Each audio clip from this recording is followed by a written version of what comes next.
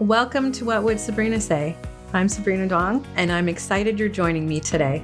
In this podcast, I dive into mental health topics on relationships and overall well-being.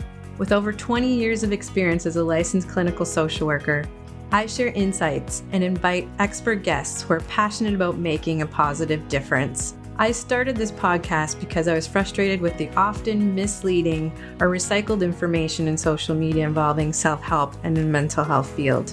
My goal is to provide you with genuine, useful content that's educational and informative. Thanks for tuning in. I hope you find our conversations both enlightening and empowering. I'm glad you're here. I'd like to welcome Joseph McQueen to the podcast today. Joseph is an international trainer, author, speaker, consultant, and active educator. So thank you, Joe, for joining us. Thank you. I appreciate you having me. I'm honored to be here. If you'd like to share a bit about yourself and your area of expertise for the listeners. Sure. So I work in education. I've spent 27 years working with, they're categorized, the kids are categorized in so many different ways. So many, some say disenfranchised youth, at-risk youth. I like to just think of them as kids that are a little bit different. They learn a little bit different. They see the world through a different lens than us. A lot of trauma, a lot of behaviors, but also a lot of learning differences as well. So dealing with just a various range of neurodiversity and young people. Currently, I'm an active principal. I feel like I don't want to be that guy who tells people how to work with kids, but I haven't worked with kids for like 20 years. I've sat in a lot of different trainings and listened to a lot of amazing people. And I'm like, gosh, well, you haven't really actually worked with the population of students you're telling me about in like 15 years. So by golly, I do it every darn day. I get up and I go to work and I work with these kids. I don't have an office. I sit right in the middle of the school and I work with the kids. I want to be in the trenches because I learn probably far more from them than they'll ever learn from me. And like you said, I wrote a book about it. I do a lot of different trainings and speaking engagements, keynotes and conferences and things like that. It's just really what I'm passionate about. But at the end of the day, I just want to be the guy that works with kids. I can imagine as well, too, when you mention being in the trenches and being involved in a classroom and school setting the way you do, that is probably quite different than being behind a desk. Even Yeah, for students. very different. Yeah, because you're interacting and you're thinking of, like little tips and things that you're figuring out what works for kids. And there's a lot of things that work for a lot of kids, but every kid is individualized. And there's some things that you find that you're like, okay, wow, that really worked for this kid. And that's where we gain knowledge, because you think, I wonder if I would have tried this with some other students, or moving forward, I can try this with some other students. Like this kid just taught me a lot about how to see the world through their lens and how to refocus what I was doing to meet their needs. Because it's really, all behavior is it's a need. It's an unmet need, and figuring out what that need is. And unless you're working directly with them and walking them through, I like to think holding their hand through that chemical change of being in crisis to being out of crisis, you don't get to understand it and how it evolves differently in different kids. So yeah, I think being on the floor, being active with those kids, that's really how to stay on top of it. It really sounds like an amazing model. And I wonder if it's kind of unique to your program or maybe services that you adapted, or I'm just curious about that. Well, I've worked in various settings, and I think that they've all kind of overlapped in like the purpose. So I've worked in residential, I've worked in detention centers, I've worked as a rehabilitation counselor for drug and alcohol gang kids. And I've also been, an educator. I was a special educator for many years. And alternative schools. And so I think they all have the same concept in mind, the way that they want to help young people and get them in a better place and create productive citizens. Their approaches are oftentimes similar but different. So it's a lot of opportunity to learn from different people. I've worked with a lot of social workers and counselors as well. I've done a lot of training with them and for them. And I think a lot of us have, at the end of the day, we all have the same goal. How do we help kids to be productive adults and help them to feel safe and feel good about themselves? How do we give them a voice? How do we help them move forward and find the things that they need to be successful in life? And, success varies. If that's working at a convenience store for 20 years, then man, good for you. If you go get a PhD, great for you too. It's finding what you want to do and what you enjoy, and then being able to live a productive life. I think that's always the goal with whatever group of people I'm working with, is they want to help people. at the end of the day. That's really what they want to do. Right. And quality of life can look different for everyone, right? And it's just helping to support and foster children's development in a secure, safe space. I'm wondering about how parents can help support their children as well when there are some behaviors or social emotional issues. Parents are kind of, because they deal with it longer. I remind a lot of educators when I work with them that they say, when I call the parent, they just seem like they don't care or don't want to deal with it right now. And I think, well, you deal with it for 6 hours. Whatever issues our students have, and given, we're probably far more structured and higher expectations as far as academically than they do at home. There's a lot more time to relax at home and things like that. But they deal with our students' crisis, and they deal with our students' different, diverse levels of learning and understanding and the way they see the world. They deal with that all the time, and they do get worn out. And so when I work with parents, a lot of times I try to remind them that, you love your child, because they do. Part of it is changing your perception of their behavior, about how it has less to do with you and more to do with how they see the world, how they process the world around them. They don't process it the same as you. And there's a lot of different reasons, especially when you talk about brain development and these high expectations for kids to be so higher level thinking and planning and doing these things, when brain development wise, they just aren't ready for that. That rational part of their brain hasn't developed yet. And it won't until they're, depending on your study, 22, 24, it just kind of depends on what you read.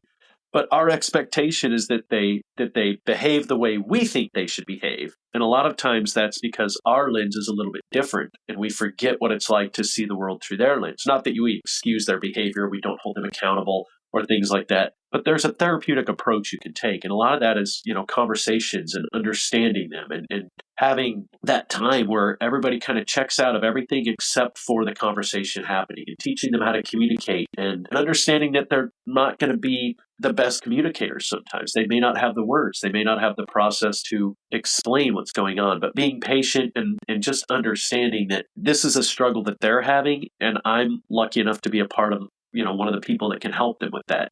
And being patient and finding something for you as a parent. Like, you got to get away. You got to have some respite. Like I said, I do this 6 to 8 hours a day, but I get to come home. They get to go to work, I guess one would argue. Well, they're at work all day. They don't have to deal with that. But when they get a lot of phone calls and they have to deal with that, that stress goes with them to work. They don't get to leave work and then go home like I get to do. So I think trying to get parents to understand that your child sees the world through a different lens, taking the time to understand that, taking the time to build that trust in that relationship, but also set boundaries and follow through is huge. Even when I tell educators and parents both all the time, you have to confront negative behavior. You don't have to confront it in a negative way, but you have to hold kids accountable, even when you know that holding them accountable might get ugly. It's okay. It's just be prepared. Okay, I have to tell them they can't do that, or that's not okay, and they're going to get angry. They may yell at me, they may lash out, but that's fine. I can deal with that. I'm prepared for it, and it won't be forever. But part of that is building that boundary of, I'm here to guide you. I'm here because I love you. I wouldn't tell you not to do certain things if it wasn't because I wasn't concerned about your safety or your well-being, or I wanted you to learn different ways. So it's that patience. And man, it takes a lot of patience. I've got 3 kids of my own, and they have tested my patience a million times. But it's definitely hard. And I think there needs to be more, in my opinion, more groups for parents to join where they can meet other parents that work with or that live with the children that they deal with every day. Because I think a lot of times they feel like they're on an island. Nobody knows what it's like to have a student or a child that is some neurodiversity, diversity, some neuro issues and learning issues or behavioral issues or social emotional issues. They feel like they're the only one. And you can go talk to a counselor and they're great. They can give you great advice and, they definitely have a really good understanding of it. But I think what we really need is more parent groups where you can go and say, okay, I have a child who's ADHD. Now, to me, that's kind of, like a little bit easier one to deal with. But, I have a child who has, borderline personality disorder. That's a difficult thing to deal with. And if you feel like you're on an island all by yourself, like you're the only person in the whole neighborhood, in the whole town that has a child with borderline personality disorder, how do you ever talk to other parents? I mean, having, I think, more groups and more things like that where they can just go and cry together, laugh together, learn together. I think we definitely need more of that. That would be my tip, is start developing those groups. It wouldn't be hard. I mean, gosh, with social media, you just throw it out there on Facebook. I want to start a group with parents who deal with students that are on the spectrum. on this end of the spectrum or on that end of the spectrum, or, kids who've been diagnosed with the conduct disorder or behavior disorder or oppositional defiance, because I think getting together and talking about what works and doesn't work from the experts who are with those children every day makes a difference. And you don't feel as alone. You don't feel like something's wrong with my kid. I think a lot of times parents think, what did I do? I screwed it up. It's my DNA. I did something wrong. No, you're okay. And you're going to get through it. So I know that was probably a lot longer of an answer than you wanted, and I apologize for that. A lot of parents, it's true, that are looking for ways to consult and try to transfer some of the skills from school to home. Right? Sometimes you're right, that piece is missing, right, in terms of understanding how to support a child in one environment, but what's happening at home to help with routines, transitions, maybe some other areas there. And yes, I do agree that support groups would be helpful, workshops, and it varies between communities in terms of what's available. Yes, definitely to use social media that way for tips. And also, some great self-care examples that don't necessarily need a whole lot of time away to be able to regulate their own emotions. I wonder if we can touch on what social emotional development is, right? So a lot of times, like you said, parents are involved with their children day to day. It's 24/7. So it can be frustrating and hard to understand where the behaviors are coming from or what children are communicating. So just wanting your take or idea, Joe, on what social emotional development is about. That's why I love the world of like psychology and sociology, because they label things exactly what they are. They don't try to pull out some like weird Greek word or some old Latin term where we can't understand it. So we talk about social emotional development. It's how do you adapt socially to the setting that you're in? Because we're in a lot of different social settings throughout a day and especially throughout our whole life. So how do we emotionally adapt to the social setting that we're currently in? And what skills do we need to understand? I love the term that's popular now, read the room. So what skills do we need to not necessarily always read the room, but to be able to understand I'm in a social situation and emotionally this is how I need to handle myself. So it could be, I'm overwhelmed. What do I do? Well, teaching skills about what it's like to be overwhelmed, recognizing when you're overwhelmed, understanding, was it something that triggered you or is it something new that you didn't know triggered you? And so we'll stay with overwhelmed. So I'm feeling overwhelmed because I'm in this social setting. And I think if you teach those coping skills, when I'm overwhelmed, I need to separate myself. I tell kids a lot, like the bathroom break is going to be your savior when you get a job because nobody can take it away. 15-minute break is gone. If you tell your boss, look, I'm overwhelmed, I need 15 minutes, they're going to go, no.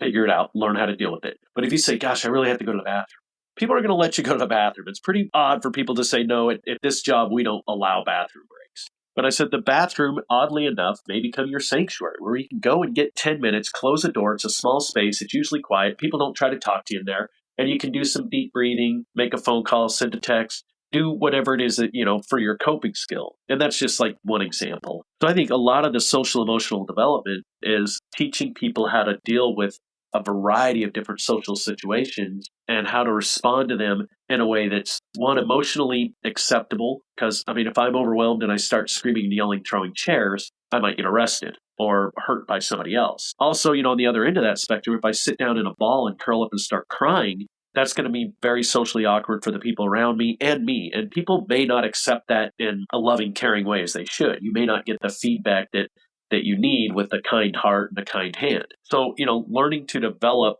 socially acceptable emotional responses to the different environments that we're in, but also being able to prepare yourself. If you know that big settings are a thing you can't deal with, you can avoid most of them. I will not do Black Friday shopping. I just won't. I'm ADHD. It's so overwhelming for me. It causes me a ton of anxiety. But you know what? I can avoid that. I don't have to do it. Now, I love to go to concerts, but that's a little different. I'm there for the music, and I know I can prepare myself mentally. I'm going to get squished, and people are going to be bumping into me and things like that. So, if you know that you're going to be in a situation that causes you anxiety or causes you stress or may trigger depression or may cause you to lash out because it's an unhealthy place for you, you can learn coping skills to either deal with that situation or you can avoid that situation. I think the big thing is also understanding how to deal with triggers. I tell kids this all the time. So I wasn't really a big believer in triggers early on in my career. I just thought, well, I don't even get that. What do you mean? something triggered you. That doesn't make sense to me. So it made you mad, you know? And then I was cooking dinner with my daughter. She was very young at the time. They're all in their mid-20s now. So this was a long time ago. And we were playing in the kitchen, and we were kind of doing, dad and daughter shoving each other around, kind of roughhousing a bit. And she looked at me and she goes, "What's up, boy?" And the way she said that reminded me of my abusive stepfather. That's how he spoke to me. And it immediately triggered, like, I was angry with her. But being trained the way I've been trained, and not nearly as well then as I am now, I thought, oh, okay, wow. So that's a trigger. I just got something in my head sent me to a place that was really dark and had a lot of pain. And that came to me in the form of being very angry and agitated. And my response was, hold on, I got to stop. I got to take a minute and to walk away, But I thought, so that's it, huh? That's a trigger, huh? Wow. Okay. That's a real thing. And that's really overwhelming. And so I think teaching people, and I tell kids a lot, you're not to be mean, but nobody cares about your trigger. There's no hotline to call to say, hey, when people say boy in a certain way to me, it triggers me. And the rest of the world's not going to answer that hotline and go, well, gosh, when Joe McQueen's around, we need to be careful not to say boy that way. That's not going to happen. I can't get angry if I'm at the mall and two kids are roughhousing and one of them says it in that fluctuation.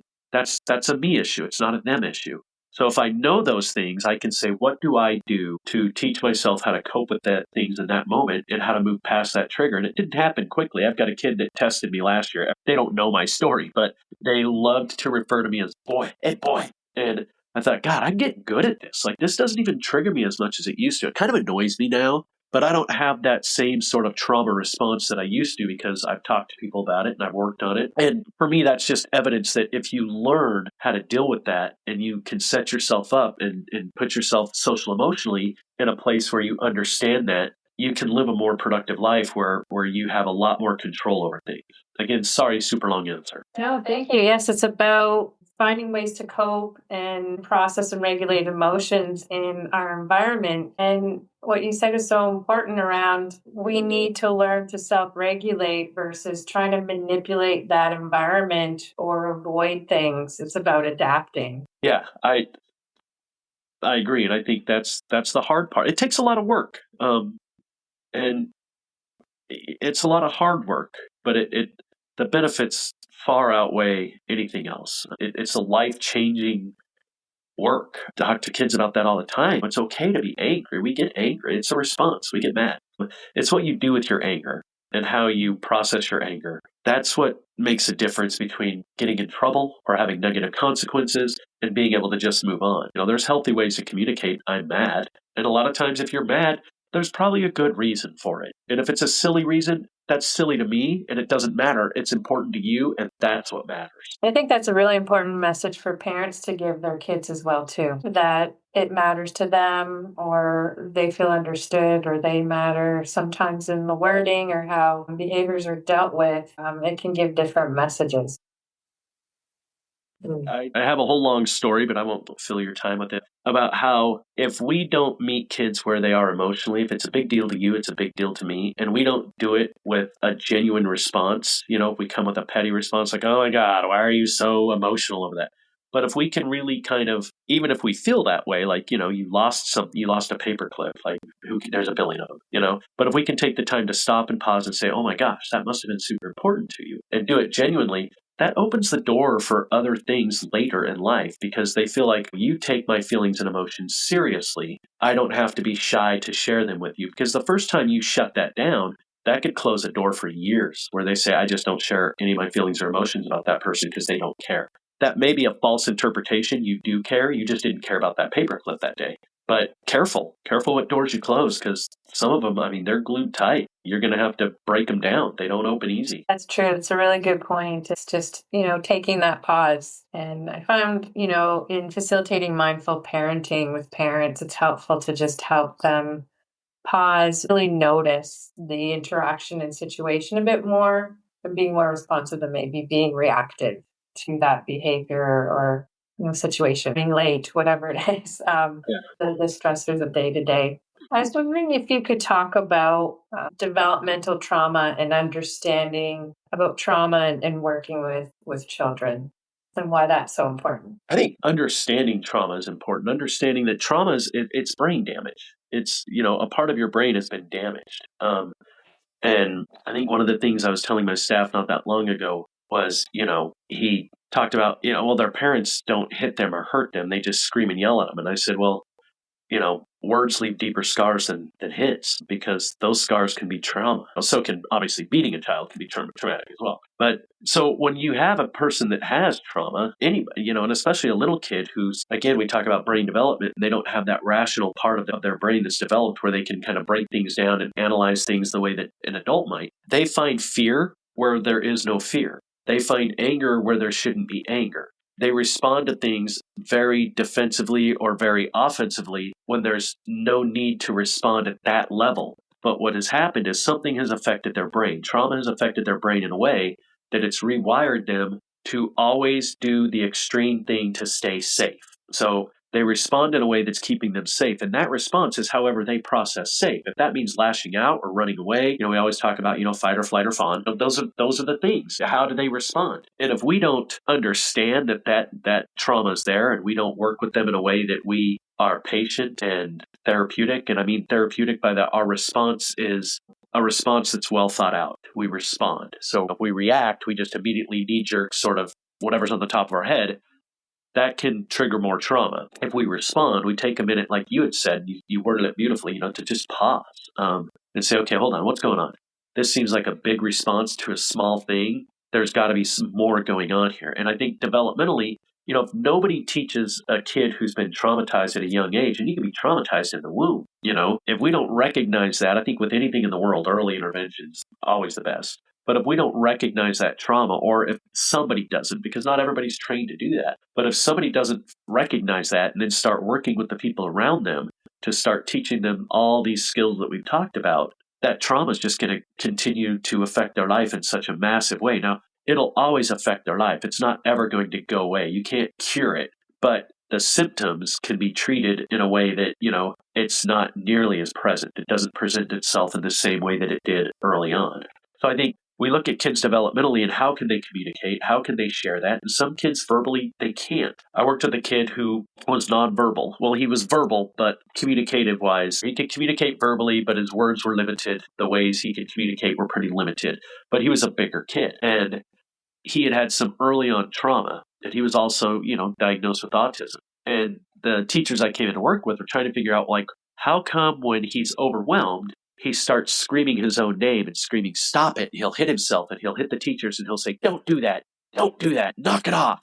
And they're like, why is he doing that? And I said, well, because he can't communicate that I'm overwhelmed and this triggered me and I have some trauma, and he's echoing what he's been through. So he's yelling at himself because he doesn't know how to say, this makes me feel overwhelmed and angry. And when I used to feel that way, I would get in trouble because I would act out and hit people because I didn't know how to communicate. So once they learned how to recognize that, they were like, oh my gosh, that's so sad. And I was like, well, it is.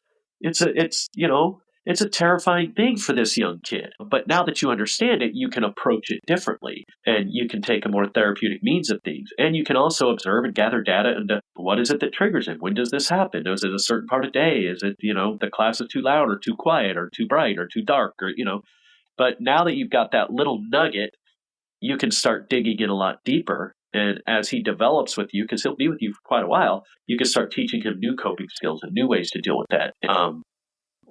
So I think, developmentally, it depends on where the kid is, but trauma has no mercy for any human. It will affect everybody. It's an exposure, and we are all exposed to different things, and how we process those are going to cause us trauma or not cause us trauma. That kind of feeds into resiliency. Yes, and there are tools to help, children and youth with their healing journey with trauma. Like I said, it may look different for everyone.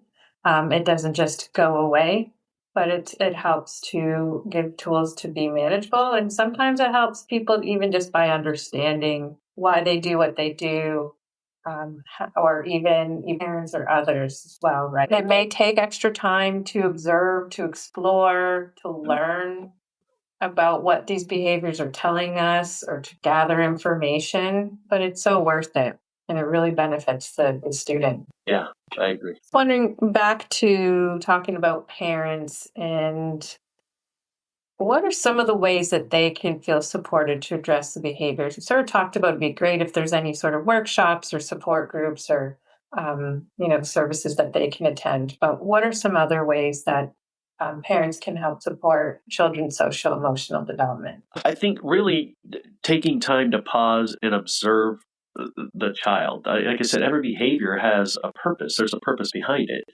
And figuring out like what is the purpose of that. Now, I know that people would say, well, my child is oppositional defiant and they just want to be defiant. Well, that's why they're diagnosed as oppositional and defiant. That's part of their diagnosis. So how do you avoid power struggles? First, you got to understand what is a power struggle. And then you've got to understand what are boundaries. So I have to have parental boundaries. I have to be able to tell you, no, there's some things you cannot do. But, I grew up in a generation where you told no, and when you were asked why, it was because I said so. And I've told a lot of parents, why don't you just explain why? I mean, is it going to take you 10 hours to explain why they can't do that? Explain it to them. Maybe they need that explanation. Even if they need it 76 times, you can say, instead of saying, I told you this before, you can say, well, we've talked about this before and this is why. Or maybe on time 15, you can say, well, why do you think? And, you'll see that they'll repeat back to you what you said. You said, exactly. And now, we both kind of understand that. So I think having those parent boundaries, not being afraid kids need boundaries. They need structure. They need a structured environment. They need routines. We as human beings thrive on routine. And I've argued with people over that. They're like, well, I'm, 43 and I don't have a routine. And I'm like, think about when you get up in the morning, what's the first 5 things you do? I bet you do them almost the same every single morning. You do thrive on routine. You have a routine that you've subconsciously sort of put in play that you do all the time. And I bet when that routine gets screwed up a little bit, it throws you a little off kilter, takes you a little while to get back on task and get back into, that's proof. We all need routines. We all need structure. We thrive on knowing what's coming next because it keeps us safe. And I think that's the same thing with parenting. If we set boundaries and we're able to tell kids, you can't do this, or I need you to do these things to help out, to contribute to the household, because later on that's contributing to the community, that's contributing to their own household at some point. It's learning for them, and it teaches them routines, and it teaches them, responsibility. But you have to be willing to take that hard stand. And, sometimes you have to pick the hill you're going to die on. I tell people all the time, like, I don't argue with kids. I just don't. But I'm also an adult, and I can say, look, I'm not going to argue with you. I respect your opinion. I truly do. I've told you what my thought is on it. The more we continue to argue, the more I don't have to be involved in our conversation. I'll be willing to answer questions, but I'm not going to go back and forth with you. That's my boundary. So figuring out how to communicate, but also kids have to be held accountable. They have to have, again, like routines. They have to have systems in place. You don't have to be the most strict parent in the world. You just have to be a really loving parent that's willing to hold your kids accountable, keep them on a routine, and explain to them why. It's okay to say why you're making the choices you're making. It's fair enough. Right. The inconsistency in mixed messages can really affect children differently and can cause that dysregulation. And understandable where parents may feel frustrated or tired, and sometimes it's hard with follow through. But I think there's certainly benefits to that consistency, that routine, as you mentioned. And I'll talk to parents, Sarah, sometimes too. If a no is going to eventually turn into a yes, you're better off to say yes just from the beginning with an ask. Or like you're mentioning, just not getting into that argument or dialogue that way. Yeah, I raised I raised 3 daughters, and there were so many times that I would say, no, I'm not going to let you do that. And they would say why, and I would explain, and they're like, but why? And I would say, well, I already explained why. And they'd say, no, but it doesn't make sense. And I'd say, well, I understand that. It may not make sense to you, but it makes sense to me. But I can tell you, let me just guarantee you one thing here. We can have this conversation for the next 4 hours, and we're going to end on the same response that you got. So we can either move on, or we can be angry, or we can do whatever we're going to do with this. But no's the answer. And I'm sorry, that's probably not the answer you wanted to hear. I explained to you why. And sometimes, I've shared parents tip, even putting it back on the child, like, what's your choice? Is your choice to continue to stay here and argue or talk about it? Or would you like to choose to do something else, right? Because again, saying that the answer isn't going to change, allowing the child to see that there's some agency and choice there, how they want to continue with their time too. Definitely. Good point. Yeah. What can schools do to foster growth, to help with social emotional development, help understand developmental trauma? There might be a few questions there at once, but again, what are some helpful ways that schools can support children on their social emotional development who might be struggling? I think there's a couple things.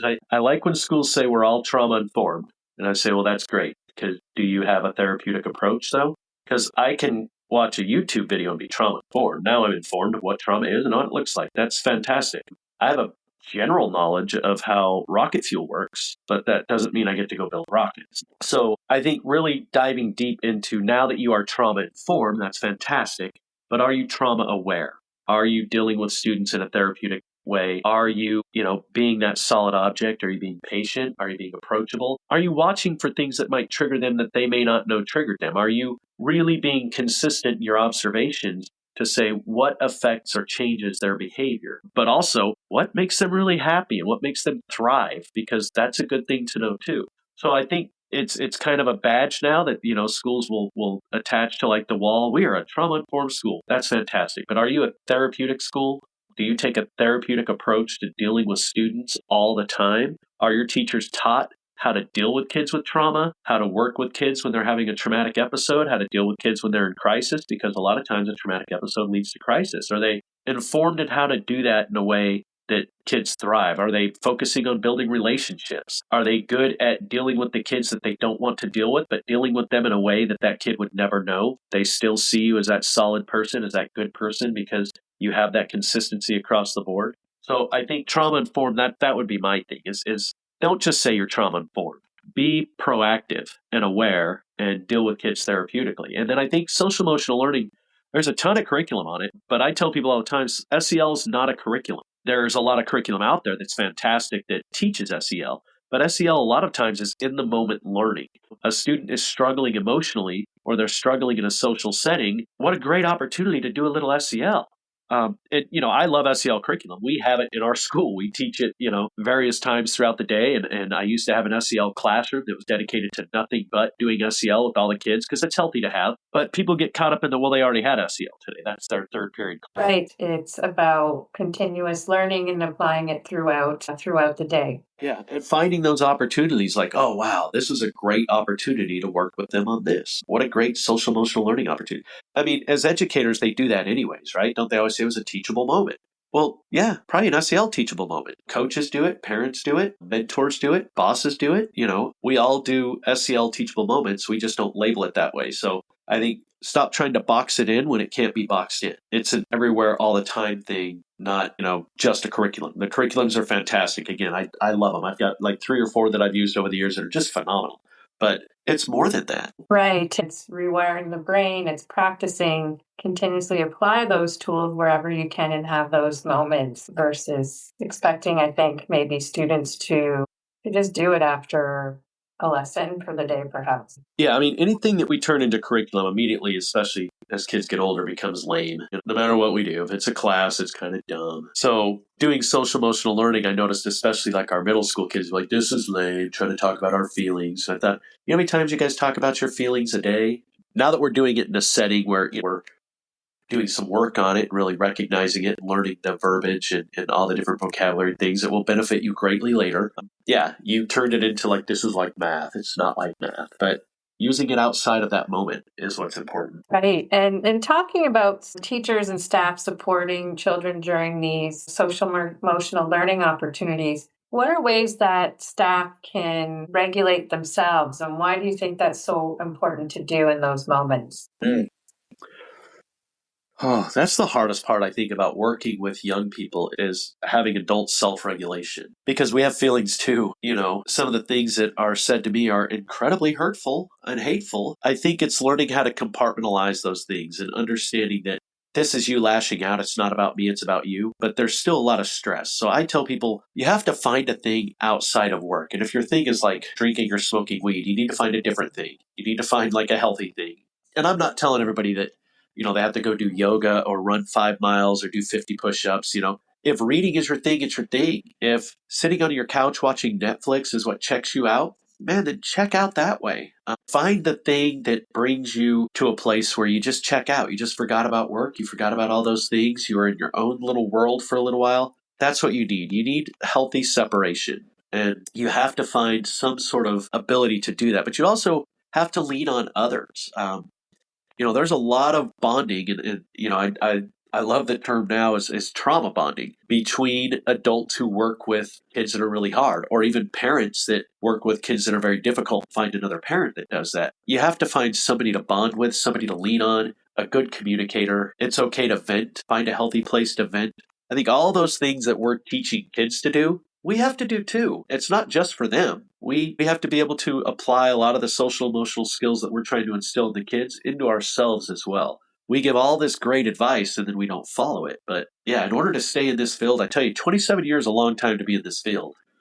I've come up with some pretty good coping skills. I know when I need to check out, and I know how to do it, and I know the people I need to be around. You got to have something. Right. And I think there's sometimes hesitancy, teachers, professional staff to kind of want to vent or to process it or talk about it, feeling like they need to just have all the answers or have it together or just be able to do it. And I've been fortunate to have training where it's about leaning on each other, debriefing, talking about the experience after you've gone through it, if there was a crisis, and the importance of understanding our own triggers, having a card written of this is a plan of when I need to feel regulated or feel safe what to do. So I think having those tools, like you said, we would be teaching the students to do, have them on hand for ourselves. And be okay to use them. I mean, it can't hurt. There's no damage going to come from that, Even creating it is therapeutic for yourself. Lots of great resources out there. And I was wondering if you'd like to share, Joe, about yourself in terms of resources, how people can reach you. If you'd like to tell us about your book, anything else you'd like to share. Sure. I'm on typical social media. The book Calming Young Minds on Facebook.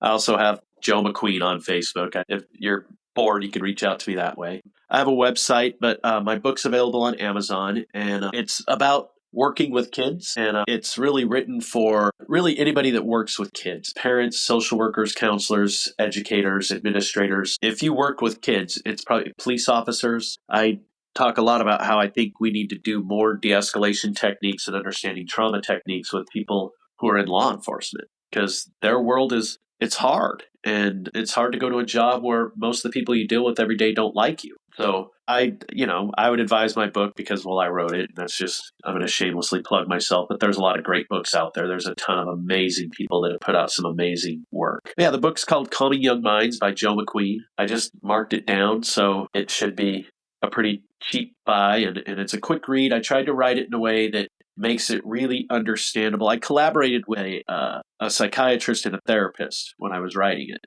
but I tried to kind of word it in a way that makes it an easy read for just about anybody. Makes it really, we just got a new student at my school, and his mom said, I just bought your book and I'm reading it. It's so easy to read. But yeah, that's all my shameless plugging I will do today. That's all I have.